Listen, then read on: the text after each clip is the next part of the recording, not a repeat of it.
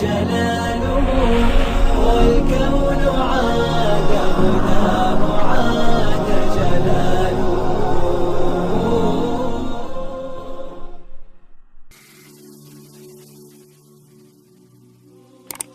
آخرین این قرآن همی وحی خدای اکبر است. آخرین این قرآن همه وحی خدای اکبر است. آخرین آیتی روشن معجزه پیامبر است. این کلام الله امانت از رسول اظهر است. هیچ کفر او بدینش این خیانت میکند. در قیامت از شما قرآن شکایت میکند. من چی کردم به شما این قسم حرام کرده اید؟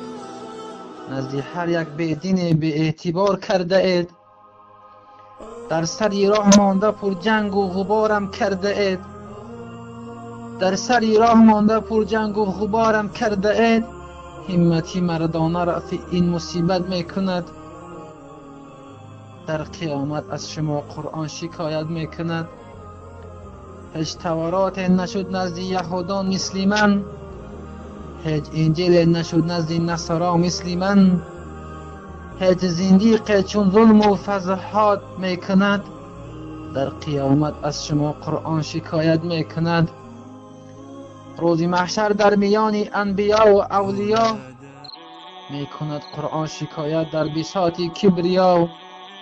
میزند دستان به سر پیامبران و اقتیا. میزند دستان به سر و پیامبران و اقتیا. پس خدا تشکیل دیوانی عدالت میکند. در قیامت از شما قرآن شکایت میکند. بحر شما بود این شعری که تعبیرانه درباره قرآن. البته هر یک بنده مؤمن خواند یک هر شب یک پاره باشد باید چی کند؟ تلاوت قرآن کند. قرآن در البته شکایت میکند در قیامت در روز محشر. اون روزی که محشر است که روزی هست که یوم لا تملک نفس لنفس شیئا والامر یومئذ لله. میگه اون روز فقط